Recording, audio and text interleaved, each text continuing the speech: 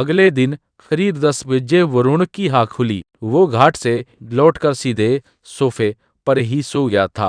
आँख खुलते ही उसने चारों ओर नजर दौड़ाई। कोठी एकदम सन्नाटे में डूबी हुई थी। कहीं कोई दिखाई नहीं दे रहा था। वरुण कुछ देर वहीं अकेला बैठा रहा, लेकिन जब उसे लगा कि कोठी में वाकई कोई नहीं है, तो वह उठकर ऊपर जाने के लिए सीढ़ियां चढ़ने लगा। मगर उसने 2 सीढ़ियां ही चढ़ी तो उसकी नजर सामने वाले कमरे पर पड़ी और वो सन्नहरिया, ये क्योंकि जिस कमरे पर ताला जराक था वो दरवाजा खुला हुआ था। वरुण तेजी से सीढ़ियां चढ़ता हुआ ऊपर पहुंचा। जैसे ही कमरे के भीतर दाखिल हुआ, उसकी आंखें ठिठक गईं। जो सामने 3 लोग खड़े थे और उन्होंने किसी एक को घेर रखा था। वरुण जल्दी से उनकी ओर बढ़ा, लेकिन पास पहुंचते ही उसने अपनी रफ्तार धीमी कर दी, क्योंकि उसने देखा कि ध्रुव के हाथ में एक कागज था जिसे वो बेहद ध्यान से पढ़ रहा था। तब तक ध्रुव उस पन्ने को पूरा पढ़ चुका था और सबकी नजरें उसी कागज पर जमी हुई थी, जो वरुण को साफ दिखाई नहीं दे रहा था। तो उसने अमन के कंधे पर हाथ रखा ताकि उसे हल्का सा साइड कर सके। लेकिन जैसे ही वरुण का हाथ अमन के कंधे पर पड़ा, अमन अचानक जोर से चिल्ला उठा, बचाओ डायन, आर ध्रुव, मैंने तुझसे मना किया था। अमन की चीख सुनकर वरुण भी एक पल को सहम गया। ध्रुव, कार्तिक और आर्यन एक ही नजरें सीधे अमन की तरफ उठी और फिर उनके पीछे खड़े वरुण पर टिक गईं। अब तो अमन छोटे बच्चों की तरह जमीन पर बैठिया, आंखें कसकर बंद कर ली और डायन से अपनी जान बख्शने की गुहार करने लगा। उस वक्त उसके मन में जो भी आ रहा था, बस बदबदाता ही जा रहा था। आर्यन और कार्तिक दी एक पल को घबराए गए, लेकिन जैसे ही उनकी नजर वरुण पर पड़ी, उन्हें समझ आ गया अमन आके किससे डर रहा है। वरुण ने अमन के मुझे लेते हुए कहा, हाँ हाँ वह ठीक है, मैंने तुझे जिंदा छोड़ दिया। अमन ने जैसे ही ये आवाज सुनी, वो चौंक कर खुद से बोला, ये तो वरुण की आवाज है। उसने धीरे धीरे आंखें खोली और सामने खड़े वरुण को देखकर हक्का बक्का रह गया। उसे समझ आया कि वो तो डायन से नहीं बल्कि अपने ही दोस्त से भीख मांग रहा था। तुरंत वो झटके से खड़ा हो गया और उसके खड़े होते ही सब उस पर जोर जोर से हंसने लगे। अमन ने जब सबको हंसते देखा तो वो खुद भी हंस पड़ा। हंसी के बीच ही ध्रुव बोला, पक्का अमन, हम सब दोस्तों में सबसे ज्यादा बेशर्म तू ही है। कमरे का माहौल हंसी ठिठोली से भर गया। ये कुछ देर बाद सब शांत हुए और फिर कमरे से बाहर निकल सीढ़ियों से नीचे हॉल में आ गए। हॉल में बैठते हुए वरुण ने ध्रुव से पूछा, ध्रुव, तूने तो उस दिन कहा था कि उस कमरे का दरवाजा कभी मत खोलना, फिर आज क्यों? इतने में अमन तुरंत बोल पड़ा, हमने खोला था कि तूने खोला था उस दरवाजे को। आर्यन पूरी बात बताते हुए बोला, जब हम सुबह उठकर नीचे आ रहे थे तो ये अमन उस वक्त ऐसे झूम रहा था जैसे इसने चढ़ा खी हो। वरुण बीच में नहीं चौंक कर बोला, क्या इसने सच में कल शराब पी थी क्या? आर्यन ने तुरंत मना किया और आगे कहा, नहीं इसने नहीं पी थी, लेकिन जब ये नीचे उतरने को हुआ तो सीधा जाकर उस दरवाजे से टकरा गया और जैसे ही टकराया दरवाजे का ताला खुल गया। फिर जब ये गिरा तो गिरने से बचने के लिए इसने दरवाजे की कुंडी पकड़ ली, लेकिन कुंडी पकड़ने का तरीका ऐसा था कि वो कुंडी भी खुल गई और उसी के साथ दरवाजा थोड़ा सा चर की आवाज के साथ खुल गया। वैसे भी उस दरवाजे में जो धागे वगैरह बांधे गए थे वो काफी पुराने और ढीले पड़ चुके थे।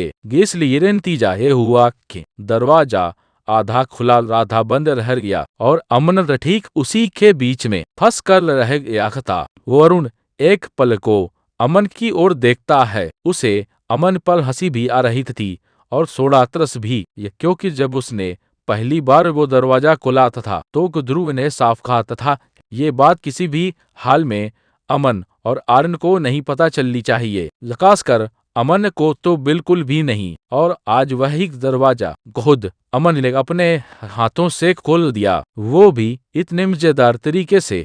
इसके बाद ध्रुव बोला, ये तो उस वक्त सचमुच कुछ देर के लिए पागल हो जाता था। इसकी हरकतें अगर तू भी देख लेता न तो तेरी हंसी छूट जाती।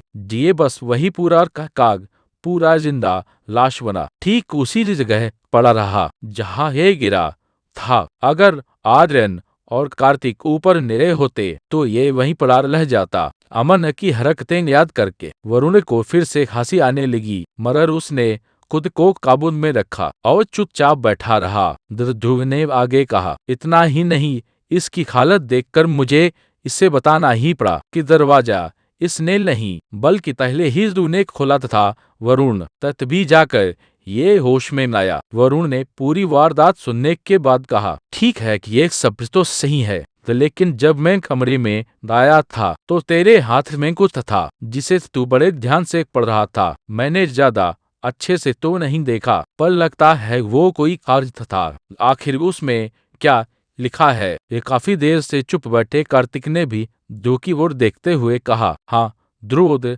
तूने ऊपर भी हमें नहीं बताया, अकेले अकेले पढ़ता रहा, अब तो हमें भी बता दे। अब सबकी नजरें ध्रुव पर टिक हैं, लेकिन ध्रुव के मन में कुछ और ही चल रहा था। जैसा लग रहा तथा मानो वो इस कार्य के बारे में उन्हें बताना ही नहीं चाहता। शायद इसी वजह से ही वो नीचे आया। उसने जल्दी से विषय बदल दिया था। वरुण और आर्यन की बातों में अपनी बात मिलाकर मगर वरुण के सीधा पूछने पर उसे सबके सामने सच बताना पड़ा। ध्रुव ने अपनी जेब से वो कागज निकाला। वो कागज पूरा नल साथा था और ऊपर से जला हुआ भी। ध्रुव ने कहा, देखो मैं जो भी पढ़ रहा था वो वैसा इसी कागज में लिखा है जहाँ, लेकिन ध्यान रखना ये थोड़ा जला हुआ है, इसलिए इसके ऊपर के कुछ शब्द पूरी तरह गायब हैं। वरुण ने सिर हिलाते हुए कहा, ठीक है, पहले तू पढ़कर बता,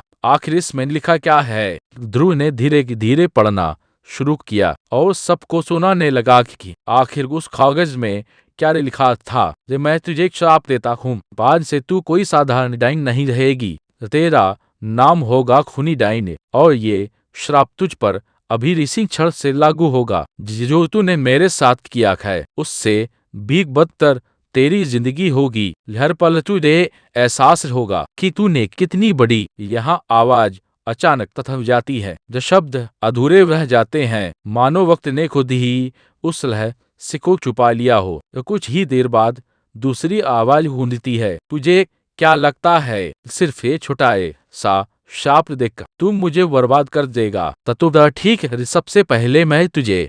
और यह वाक्य भी अधूरा रह जाता है। इतना कहते कहते ध्रुव शांत हो जाता है। उसके चुप होते ही अमल बोल पड़ता है, इतनी सी बात पढ़ने के लिए तूने ऊपर कमरे में इतनी देर लगा दी? वरुण तुरंत बीच में कहता है, अमन थोड़ा धीरज रख। और ध्रुव, तूने ये सारी बातें आधी आधी क्यों पढ़ी? उसके आगे क्या हुआ? और बीच में जो शाप दिया जा था वो तूने क्यों नहीं पढ़ा? आखिर वो शाप देने वाला तो कौन था? और उस जैन ने ऐसा क्या किया था जो उसे ये शाप मिला? जो सवाल सबके थे, लेकिन सब अलग अलग तरह से। किसी ने भी उतनी गहराई से उस कागज में लिखी बातें नहीं सुनी थी जितनी गहराई से वरुण ने सुनी और महसूस की। ध्रुव साफ देख पा रहा था कि उसका दोस्त कितना होतावला हो रहा है सब कुछ जानने के लिए। तो सबकी नजरें अब वरुण पर थी, जो सवाल पर सवाल किए जा रहा था,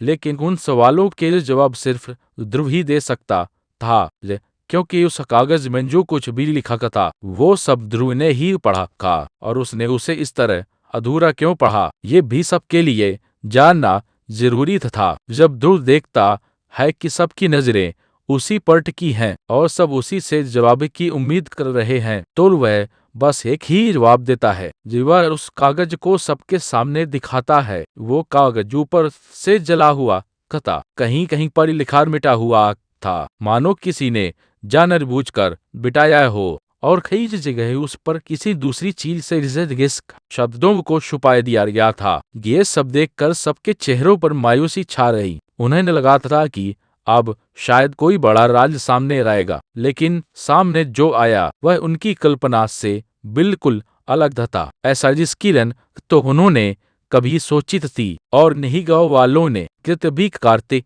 धीरे से कहता है, वरुण तेरी बात सही निकली। कारेन हैरान होकर पूछता है, कौन सी बात रग?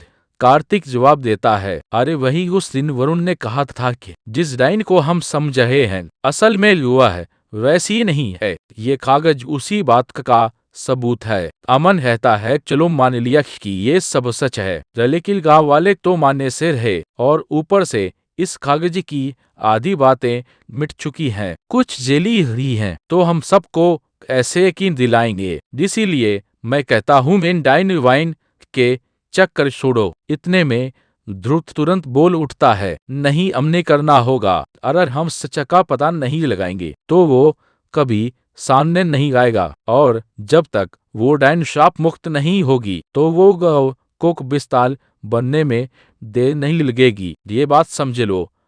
अमन थोड़े लापरवाह अंदाज में कहता है, अरे छोड़ो दीज, अब तक उसने क्या ही क्या है, बस एक सेठ के बेटे को मारा है। उसके बाद से तो वो बिल्कुल शांत है, जो उसने किसी और को छुआ तक नहीं। इस बार दुलखोड़ा गुस्से में और तेज आवाज में बोलता है, और इसकी गारंटी कौन देगा कि आगे भी वो शांत ही रहेगी? क्या पता इस वक्त उसकी शक्तियां कमजोर हो, इसलिए वो चुप बैठी हो। लेकिन कुछ भी हो सकता है अमन, ये तो तू समझ क्यों नहीं रहा? जो वरुण धीरे और शांत आवाज में अमन को समझाता है, अमन ध्रुव सही कहा है, हमें सच्चाई का पता लगाना ही होगा। अमन झुंझलाते हुए पूछता है, अच्छा तो पता लगाना है, दकिस से पूछोगे? कौन बताएगा कि डाइन की असलियत क्या है और वो ऐसा क्यों कर रही है? इतने में आर्यन बोल पड़ता है, एक व्यक्ति है ये जिससे पूछा जा सकता है। अमन उत्सुक होकर पूछता है, कौन है? आर्यन जवाब देता है, शांति मठ के सबसे बड़े और सबसे ज्ञानी पुजारी। इस समय पूरे मठ में उन्हीं का स्थान सर्वोच्च है। वो बरसों से उस पद पर विराजमान है। संभव है उन्हें कुछ पता जरूर हो। ध्रुव तुरंत हामी भरता है, हाँ सही कहे हाथ है आर्यन, चलो फिर अभी वहीं चलते हैं। अमन सबको देख पा रहा था कि आज उसके साथ कोई नहीं है। उसका वही दोस्त जो बचपन से उसके साथ पढ़ा बढ़ा था, वो भी अब उसकी विपरीत बातें कर रहा था। ये बात अमन को बिल्कुल अच्छी नहीं लग रही थी। सब लोग तुरंत चलने के लिए तैयार हो जाते हैं, लेकिन वरुण कहता है, मुझे 5 मिनट दो, मैं नहा कर आता हूँ। कार्तिक बोलता है, ठीक है जल्दी आना। अमन का मन अब भी जाने का नहीं था, लेकिन